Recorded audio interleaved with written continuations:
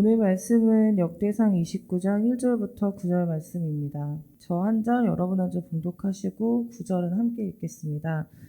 다윗 왕이 놓은 회중에게 이르되 내 아들 솔로몬이 유일하게 하나님께서 택하신 바 되었으나 아직 어리고 미숙하며 이 공사는 크도다. 이 성전은 사람을 위한 것이 아니요 여호와 하나님을 위한 것이라.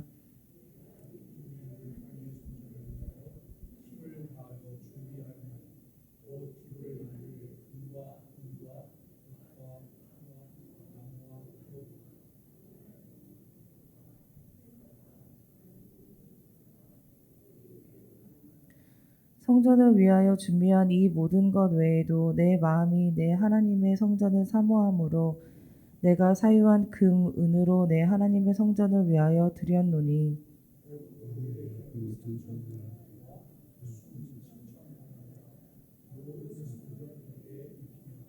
금, 은, 그릇을 만들며 장인의 손으로 하는 모든 일에 쓰게 하였노니 오늘 누가 즐거이 손에 채워 여호와께 드리겠느냐 하는지라.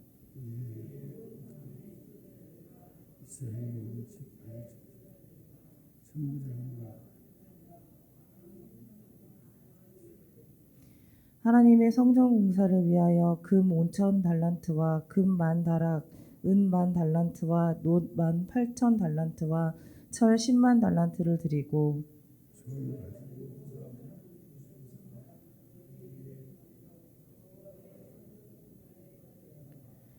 백성들은 자원하여 드렸으므로 기뻐하였으니 곧 그들이 성심으로 하나님께 자원하여 드렸으므로 다윗 왕도 심히 기뻐하니라. 아멘. 아멘.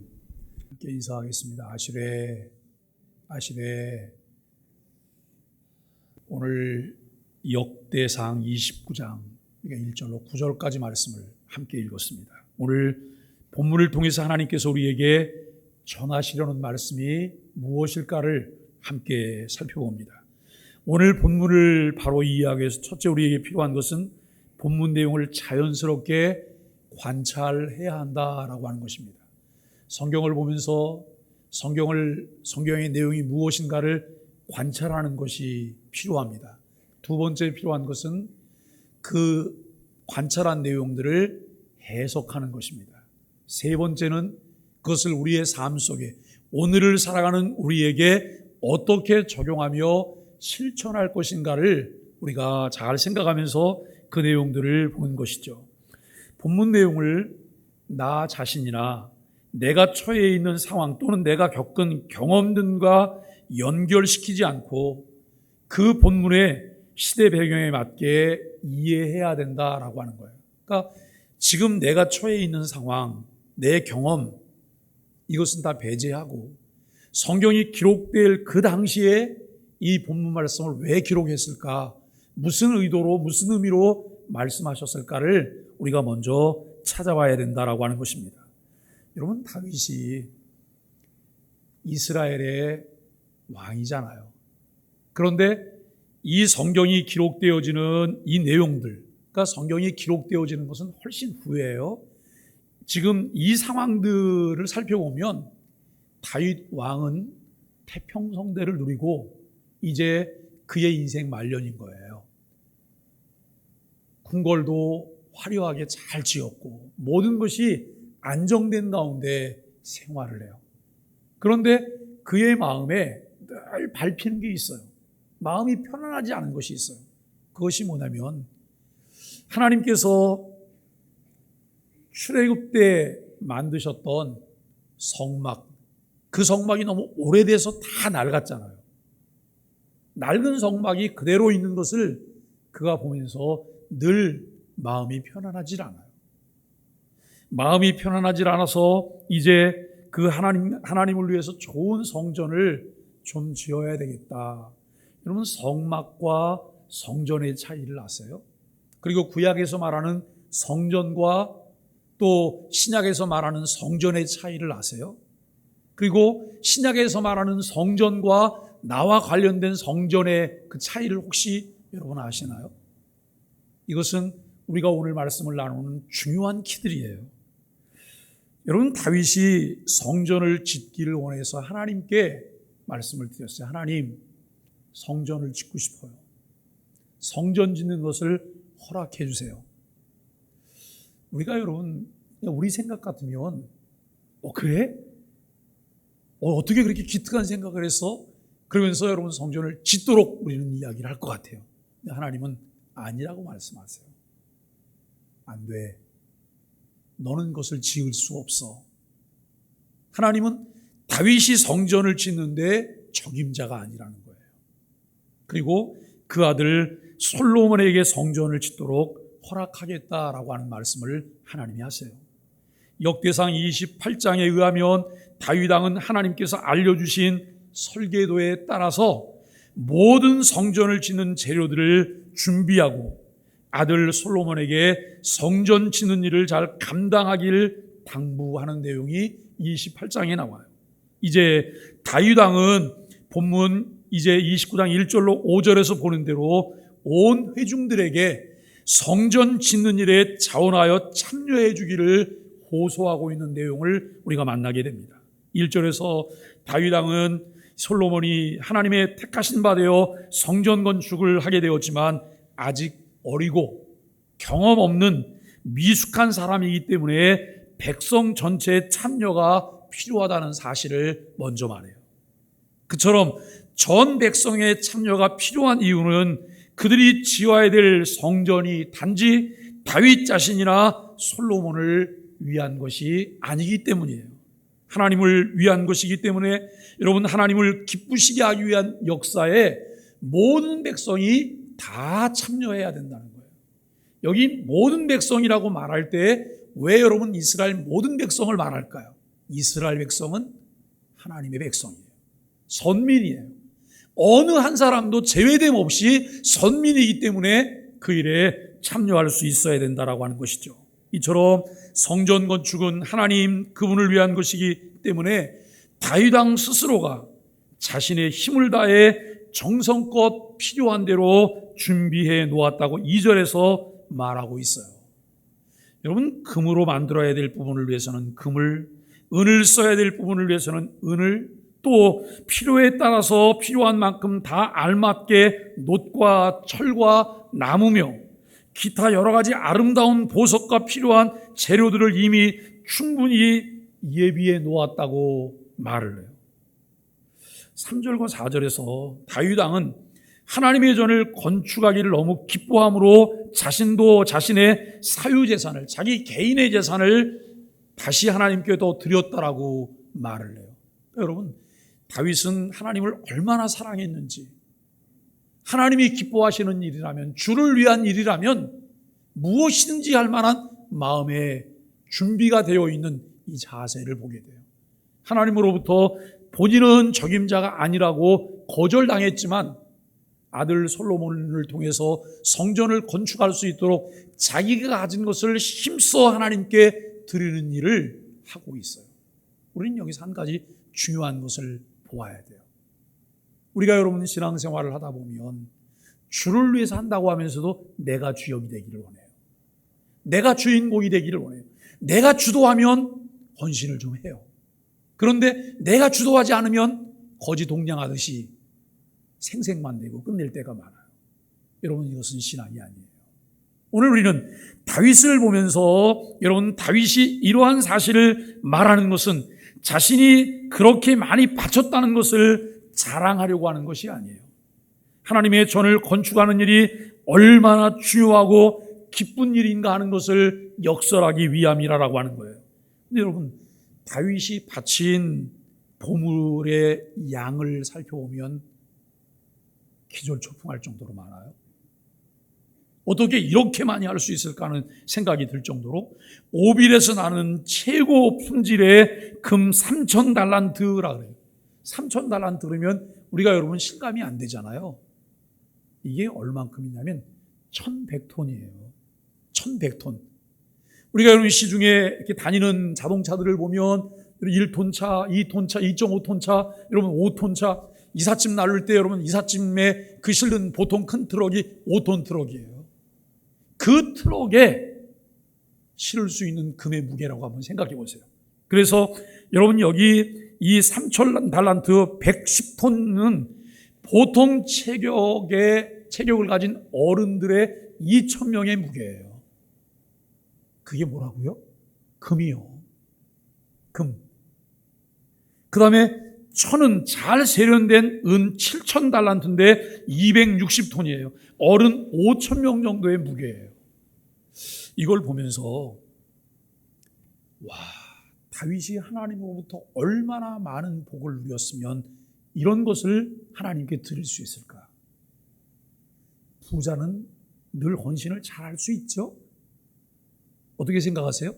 내가 수중에 가진 게 많으면 많이 헌신하게 되나요? 아니에요. 내가 많이 가졌느냐 적게 가졌느냐가 그다지 중요하지 않더라고요. 하나님을 향한 내 마음이 어떨까? 내가 이해한 하나님이 어떤 하나님일까? 내가 섬기는 하나님은 어떤 하나님일까? 하나님과 나와의 관계는 어떨까? 이 부분이 가장 중요하다고 하는 것을 우리는 깨닫게 되어져요. 이 상상이 안 될 만한 엄청난 재산을 다윗은 하나님을 위해, 하나님의 전을 건축하기 위해 기쁜 마음으로 드렸습니다. 5절 하반절에서 다윗은 온 백성에게 호소합니다. 누가 자원하여 기쁜 마음으로 자신의 재물을 여호와 하나님께 바치겠는가? 이것은 단지 재물만을 요구하는 호소는 아닙니다. 마음을 요구하고 자신을 헌신할 것을 요구하는 호소입니다. 왕을 기쁘게 하려는 동기에서가 아니라 여호와 하나님 그분을 기쁘게 하기 위해서 자신을 헌신하여 성전 짓는 일에 참여해 줄 것을 요구하는 호소입니다. 여러분, 이 호소와 더불어서 6절로 8절에서는 다윗 왕의 호소에 놀라운 반응이 나타난 사실이 기록되어 있어요. 먼저 백성들의 지도자급에 속하는 이들이 솔선수범해요. 누가 반응을 했다고요? 백성들의 지도자급에 속하는 이들이 먼저 반응을 해요. 족장들, 각 지파의 지도자들, 천부장, 백부장 및 왕의 일을 처리하는 관리들이 모두 자원해서 기쁜 마음으로 자신들의 재물을 바쳤다라고 하는 거예요. 이러한 헌신은 그저 왕의 눈이 무서워서 하는 강제적인 것이 아니었습니다. 진정 하나님을 기쁘시게 하려고 하는 마음과 그래서 성전 건축에 기쁘게 참여하려는 자세가 없이는 그러한 헌신은 불가능하다라고 하는 것을 알게 됩니다. 그들이 바친 재물은 여러분 금 5,000달란트 다리기라는 일종의 금 동전 1만 개, 은 1만 달란트, 철 10만 달란트라고 하는 엄청난 양의 8절에 보면 보석을 갖고 있는 자들은 보석을 바쳤어요. 이 모두가 진실한 주 하나님을 위한 성전 건축을 하는데 자발적으로 헌신해서 참여함으로 일어난 놀라운 일들이었다라고 하는 거예요. 근데 참 놀라운 것은요, 하나님이 처음 주셨던 성막이 있잖아요. 출애굽기에 우리가 지난번에 출애굽기 묵상할 때 봤잖아요. 그 출애굽기 성막을 천막을 만든다 그러는데 그때도 백성들이 힘에 넘치도록 헌신을 해요.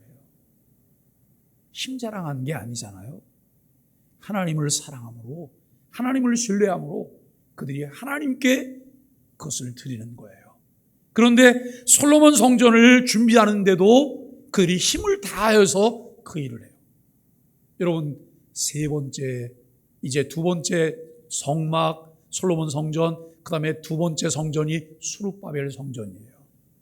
포로로 잡혀갔다 돌아와서 여러분 이것을 복구하는 그 성전이죠. 그때도 백성들이 즐거움으로 드리기는 해요. 그러나 이미 그들 마음 가운데 굳어진 마음이 있어요. 인색한 마음이 있어요. 계산하는 마음이 있어요. 그래서 학계 선지자는 이렇게 말을 해요. 금도 내 것이고 은도 내 것이라고. 금도 내 것이고 은도 내 것이라고. 그리고 여호와의 능으로 그것을 할 수 있다라고 하는 것을 말하는 것을 우리는 보게 되어집니다. 여러분, 이 모두가 이제 백성들의 자발적인 헌신에 의해서 이제 일들이 진행되는데요. 이제 다윗이 헌신하고 그리고 다윗의 호소를 통해서 지도자급들이 헌신을 해요. 17절에 보면 이러한 지도자들의 헌신적인 참여에 이어서 백성들이 너도나도 자신들의 재물을 자원하여 바치고 있는 모습들이 드러나요. 우리가 여기서 또 하나 발견할 수 있는 것은 이미 다윗을 통해서 기본적인 많은 부분이 해결이 됐어요. 지도자들이 성전을 짓는데 필요한 모든 것들이 다 조달될 만큼 지도자급들을 통해서 여러분 이 부분이 충족됐어요. 그 다음에 세 번째, 백성들이 참여를 해요. 백성들이 참여하는데 여러분 이들이 참여하는 것은 지도자급이나 다윗이 드린 것만큼 드릴 수는 없었을 거예요. 그런데 너도 나도 모든 사람들이 이 일에 동참하고 있다고 하는 이러한 내용들을 우리는 보게 돼요.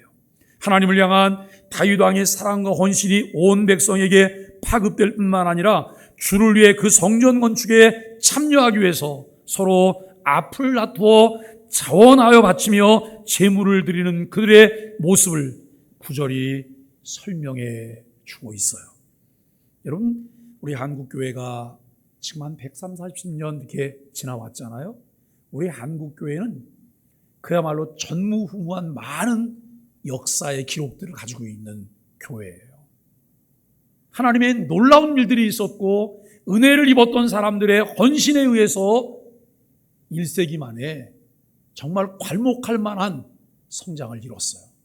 너무 빨리 지금 세태기에 들어서 그것이 걱정이지만, 그런데 그들이 여러분 그와 같은 놀라운 일들을 이룰 수 있었던 이유는 무엇일까요? 항상 세 부류가 있었어요. 먼저 그 일에 순종해서 솔선수범해서 일을 시작하는 이들, 그 다음에 이어서 중간에서 역할을 하는 이들, 마지막 마무리를 하는 사람들이 있었다는 거예요. 우리가 늘 하나님께 이렇게 기도해야 돼요. 하나님, 저는 어떤 부분에서 하나님의 일에 참여할까요? 그저 눈 감고 그냥 사는 것이 아니라 늘 깨어있음으로 주를 기쁘시게 할 만한 일들이 무엇이 있을까를 늘 찾는 거예요. 누가 이야기를 해서가 아니라, 누가 뭘 시켜서가 아니라 우리 눈에 보이잖아요. 그 일에 내가 자발적으로 기쁨으로 참여를 하게 되는 이런 자세가 우리에게 필요해요.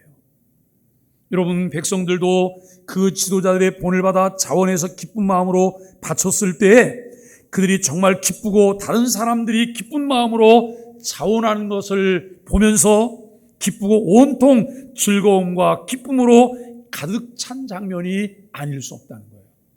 이 교회는 정말 이상한 단체예요. 교회는 이상한 단체예요. 우리가 여러분 어디서 내 돈 내고 내 시간 들이고 그리고 여러분 내 몸을 들여서 헌신하면서도 별로 그렇게 좋은 소리도 못 듣고 매일 거기에 가서 있는 단체가 어디 있어요? 일반 단체에서 그렇게 하라고 하면 거기 왜 가겠어요? 그런데 교회는 내 시간을 드려요. 내 몸도 드려요. 내가 가진 물질도 드려요. 내가 가진 재능도 드려요. 왜 그럴까요? 생명의 하나님께서 계시기 때문에 그래요. 하나님이 계시기 때문에 그 일이 가능해요. 이 백성들까지 헌신하는 이 모습을 보면서 왕의 마음도 너무나 큰 기쁨이 있어요. 이 기쁨에 겨워하는 내용이 9절의 말씀이에요. 두 번째로 본문을 바로 이 이야기에 왜 이 본문의 내용을 하나님께서 기록하셨을까라고 하는 거예요. 다윗이 하나님을 위해 성전을 지으려고 그토록 많은 재산을 바쳤고 백성들도 그런 것을 본받아서 너희도 재물을 많이 바쳐 성전을 지으라고 강조하기 위한 목적이었을까요? 결코 그렇지 않아요. 왜냐하면 이 본문을 포함한 역대 상하서가 이제 기록된 때는 바벨론 포로 이후에 새로 성전을 건축하고 나서도 몇십 년이 지난, 솔로몬 성전을 건축하고 나서도 몇십 년이 지난 다음이에요. 이미 하나님의 명령에 따라 지은 솔로몬 성전이 아름다운 위용을 자랑하고 있을 때, 그러니 또 성전 건축할 필요가 없는 거잖아요. 이를테면 제가 절기헌금에 관해서 강조를 잘 안 하잖아요. 그런데 절기날, 절기헌금을 끝내고 난 다음에 절기헌금을 어떤 자세로 할 것인지를 꼭 이 말씀을 드려요. 왜 그럴까요? 사전에 말씀을 드리면 좋은데 그 말을 듣고 시험 드는 사람들이 있어요. 목사님이 헌금 많이 하라고. 여러분, 그것을 피하기 위해서 끝나고 난 다음에 다음 절기를 기억하라고 말씀을 드리는 거예요. 그런데 그것을 염두에 두고 하는 사람들은 불과 한두 사람 정도더라고요. 근데 그 한두 사람도 그렇게 실천을 하니 얼마나 감사해요. 다윗이 성전을 다 지었는데, 솔로몬을 통해 성전을 다 지었는데 한참 지나고 난 다음에 하나님은 이 말씀을 기록으로 남기세요. 기록으로 남기시는 이 이유가 무엇일까요? 이 본문을 성경에 기록하게 하심으로 오늘을 사는 우리들에게 뿐만 아니라 세상 끝날까지 모든 이로 하여금 읽어볼 수 있도록 하신 하나님의 의도가 무엇일까를 살펴봅니다. 그 의도를 바로 알기 위해서 성전의 의미가 무엇인지 성경 전체를 통해 자세히 알아보는 것이 중요해요. 오늘 말씀하려고 하는 의도예요. 여러분, 구약시대의 성전이란 하나님께서 자기 백성 가운데 함께 거하신다고 하는 표시예요. 성전은 하나님이 함께 하시는 곳이에요. 그 사실을 믿으시죠? 신약시대에는 예수님 자신이 성전이세요. 하나님께서 예수님을 통해 자기 백성들과 함께 하신다고 하는 표시인데요. 예수님이 탄생하실 때 요셉에게 천사가 나타나서 전해준 말씀이 마태복음 1장 23절에 있어요. 이렇게 말을 해요. 아들을 낳으리니 그 이름을 무엇이라고 하라고요? 임마누엘이라고 하라고. 아들을 낳으리니 그 이름을 임마누엘이라고. 임마누엘이라고 하는 말의 의미가 무엇일까요? 하나님이 우리와 함께 계시다 함이라. 아들을 낳을 것인데 그 아들의 이름은 임마누엘이다. 아들을 보낼 것인데 그 아들은 너희와 함께 있을 것이다. 이 말씀이거든요. 그렇다면 예수님의 탄생과 관련해서 임마누엘이라고 하는 말이 계시된 이유는 무엇일까요? 예수님 자신이 직접 하나님께서 자기 백성과 함께 계시다고 하는 증표가 되시기 때문이에요. 그러므로 성전과 같은 외적 표시는 더 이상 필요가 없게 된 거예요. 요한복음 1장 14절 말씀에 보면 말씀이 육신이 되어 우리 가운데 거하시매라고 말을 해요. 여기 거하시매라고 하는 말의 의미는 장막을 치시니 그래요. 장막을 치시니. 이스라엘 백성들이 애굽에서 출애굽을 해서 광야를 지금 지나가고 있어요. 그런데 시내산에서 하나님께서 천막 장막을 만들도록 하세요. 장막을 치게 하세요. 왜요? 하나님이 거기 함께 하시려고요.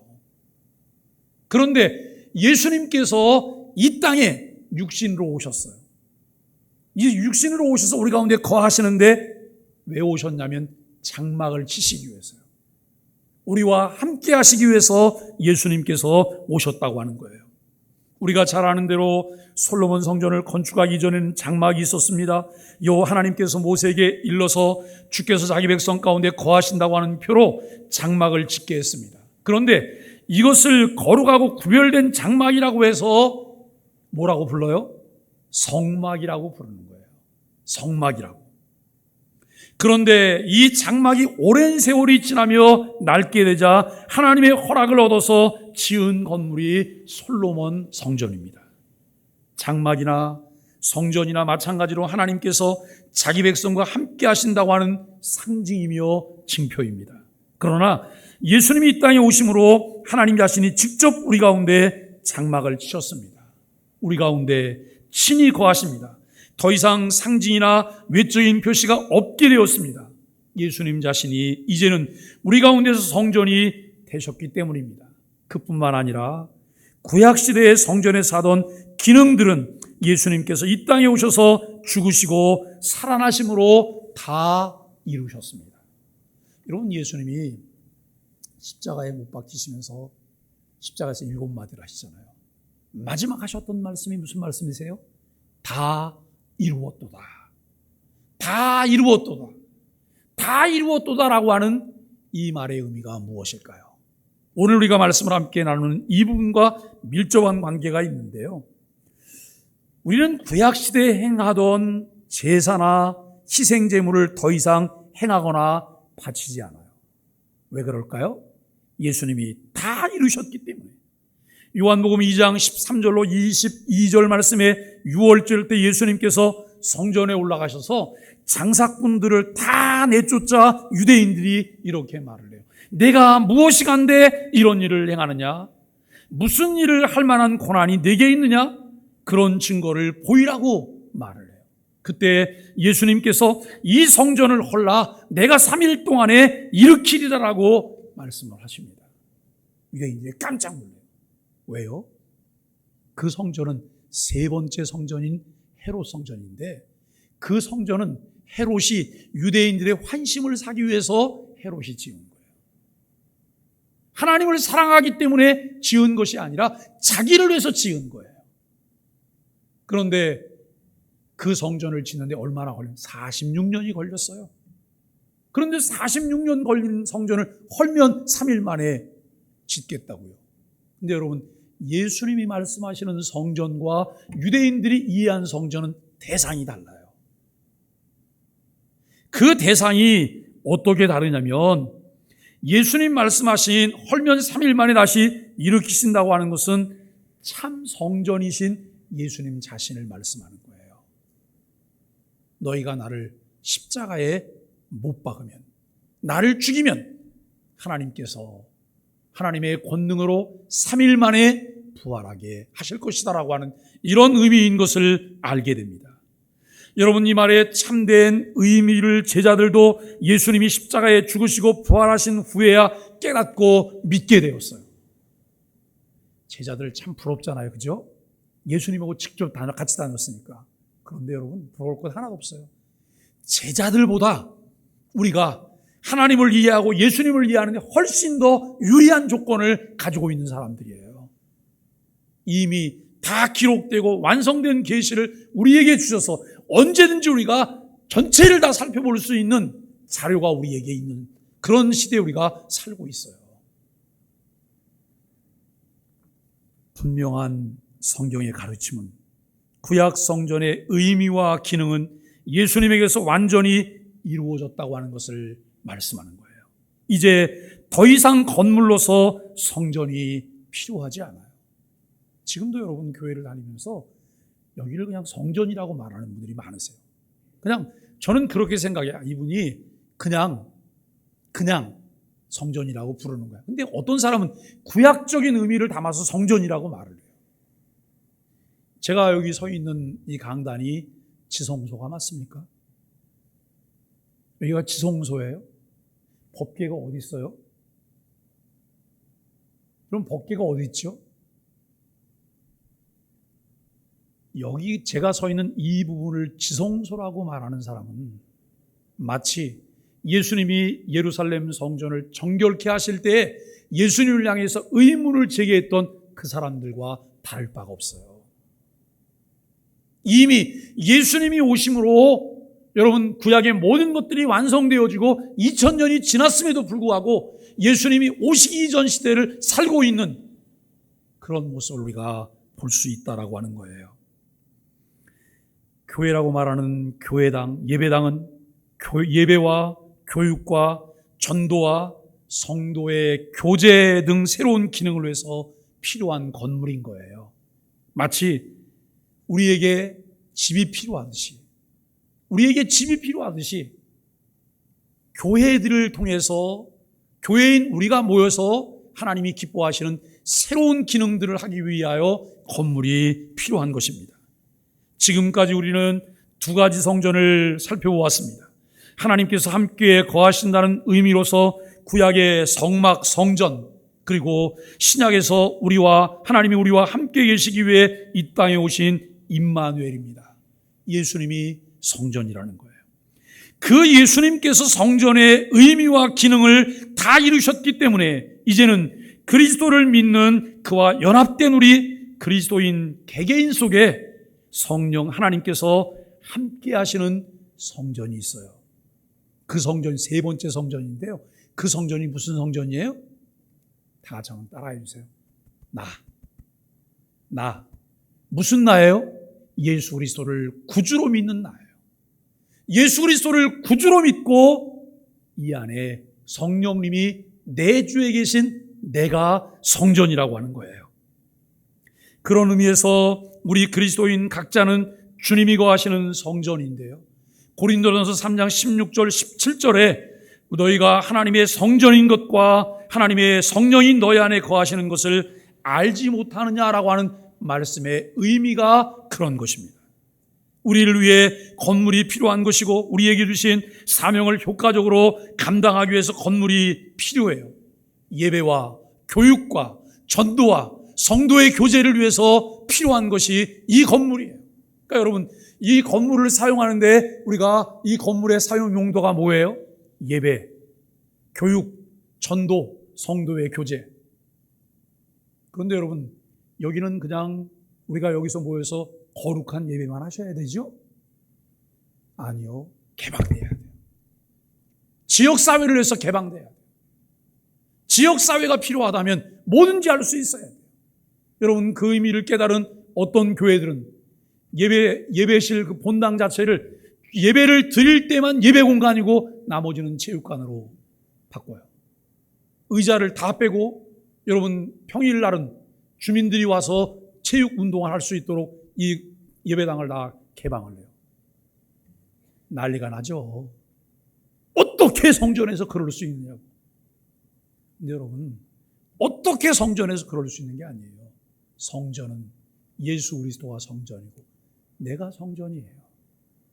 이 건물은 우리를 위해 십자가에 죽으신 예수 그리스도를 더 많은 사람들에게 전하기 위해서 우리에게 필요한 거예요. 이것을 이해하지 못하는 사람들은 그 관념에 묶여 있어요. 이것이 오히려 그리스도의 십자가의 원수로 작용한다는 사실들을 우리는 생각해 볼 수 있어야 합니다. 지금까지 많은 설명을 하였는데 오늘 본문이 영원히 살아계신 하나님 말씀으로 우리에게 주시고자 하는 말씀이 무엇일까요? 구약 성전의 기능과 역할은 그 의미를 십자가에서 죽으시고 살아나심으로 성취하신 그리스도께 헌신하라는 거예요. 누구에게 헌신하라고요? 그리스도께. 나를 위해 십자가에 죽으시고 나를 위해 부활하신 그리스도께 헌신하라는 말씀입니다. 그래서 세 번째는 적용이 필요해요. 본문이 가르치는 핵심은 그리스도께 헌신하라임을 우리가 이제 알았습니다. 하나님의 은혜를 깨달았던 다윗과 그의 방백들, 백성들이 자원해서 헌신했던 것처럼 자원하여 즐거운 마음으로 그리스도께 헌신하라는 말씀입니다. 오늘 본문에 그치지 않고 역대상 29장 10절로 17절 말씀에는 다윗의 감사가 나와요. 무엇에 대한 감사냐면 은혜를 깨달은 백성들의 능동적인 헌신 때문에 하나님께 드려지는 감사예요. 사랑하는 여러분, 신앙생활을 언제까지 제자리 걸음을 하시렵니까? 언제까지 우리가 뒷걸음질 치고 있으시렵니까? 매일매일 신앙생활이 향상이 돼야 되잖아요. 어제보다 나은 향상이 돼야 되잖아요. 우리 교회가 앙상블을 하고 있어요. 이분들이 전공자이기 때문에 주일 연주는 그다지 많은 연습을 하지 않아도 그냥 와서 마치면서 할 수 있어요. 그런데 저는 끊임없이 여기 공을 들여요. 이분들과 교제하면서 자극도 하고 더 나은 것들을 제안하기도 해요. 그게 뭐냐면 1년에 2번 정기연주회를 하라는 거예요. 1년에 2번 정기연주회를 하려면 죽도록 연습해야 돼요. 그 죽도록 연습하는 것이 본인들도 살리는 것이고 교회가 추구하는 것을 얻을 수 있는 길이기도 해요. 사랑하는 여러분, 어떤 자세를 가지고 신앙생활을 하세요? 이미 난 다 알고 있어. 요즘 오늘부터 습관 훈련 이렇게 진행하려고 하니까 제 귀에 들려오는 말이 무슨 말이든 그동안 얼마나 많은 훈련을 받았는데 훈련 받으셔서 뭐 하셨는데요? 정말 불쾌하고 기분 나쁜 말씀을 드릴게요. 그동안 훈련 받으신 결과가 뭔데요? 정말 부끄럽잖아요. 너무 부끄럽잖아요. 우리들이 많은 과정 훈련하고 신앙생활을 오래 했다면 이미 신앙의 도의 초보를 어린아이의 단계를 우리가 벗어버리고 우리는 다른 사람을 이끌 수 있는 성인이 돼야 되잖아요. 그런데 아직도 좌우를 분별하지 못하고 나 혼자 스스로도 서지 못하는 자리에 있으면서 나는 다 안다고 말을 해요. 이게 얼마나 만용이에요? 얼마나 부끄러움이에요. 이것이 여러분 교회가 교회다워지는데 장애물이잖아요. 오늘 우리에게 필요한 것이 무엇일까요? 그리스도께 헌신하는 거예요. 뭘 드린다고요? 얼마나 드릴 수가 있을까요? 어떻게 드릴 수가 있을까요? 드림이 먼저가 아니에요. 알미 먼저예요. 그분과의 만남이 먼저예요. 그분과 깊이 있는 교제가 먼저예요. 이것이 이루어지면 모든 것이 열려요. 마음 열리고요. 시간도 주를 위해 후회하게 사용할 수 있어요. 내가 가진 물질도 항상 주님의 것임을 인식하며 살아가게 돼요. 거기에 자원하고 자발적인 마음으로 다른 사람들에게도 본이 되는 이와 같은 헌신을 할 수가 있다고 하는 거예요. 다윗이 자신의 마음을 다하여 가진 것으로 하나님께 온전히 헌신했던 이유는 단 한 가지예요. 그가 함께 하시는 하나님에 대한 바른 이해 때문이라는 거예요. 나와 늘 동행하시고 나와 함께 하셨던 하나님에 대한 바른 이해가 그로 하여금 하나님께 온전히 헌신하도록 만들었다는 사실입니다. 사랑하는 여러분, 신앙생활, 교회생활은 억지로 하는 것이 아니에요. 억지로 하실 필요 없으세요. 마지못해 하실 필요가 없어요. 체면 때문에 하실 필요가 없어요. 그것은 고역이에요. 뭘 하시면서 아주 그냥 그 오만상을 다 찌푸리고 힘든 것을 딱 드러내면서 옆에 있는 사람이 그 장면을 보면서 힘이 뚝 떨어질 정도로 여러분 만드시면서 한다고 한다면 이게 얼마나 큰 하나님 앞에 장애물인가요? 있는 모습 그대로 주 앞에 나가셔야 돼요. 내 모습 그대로 주님 받아주세요. 내 모습 그대로 주님 앞에 나를 드리기를 원해요. 이번 특세를 통해서 여호와 신실하신 하나님을 더 깊이 알아가며 더 깊은 교제로 하나님의 선하신 성품을 닮아가는 즐거움이 있게 되기를 예수 그리스도의 이름으로 간절히 축복합니다. 우리 몇 가지 기도의 제목들을 가지고 함께 기도하시다가 돌아가시겠습니다. 첫 번째 기도할 것은 성경을 기록한 이유들을 자세히 이해하기 위한 성경을 공부를 통해서 하나님을 바르게 알아갈 수 있게 하여 주옵소서. 두 번째, 하나님이 거하시며 우리와 교제하기 위한 성전이 무엇인지를 이해하고 우리가 하나님의 성전인 것을 기뻐하게 하여 주옵소서. 세 번째, 우리를 위해 놀라운 일을 행하신 그리스도께 온 마음을 다해 헌신하는 삶을 살게 하여 주옵소서. 간절한 마음으로 기도하겠습니다. 주님의 은혜를 진심으로 감사합니다.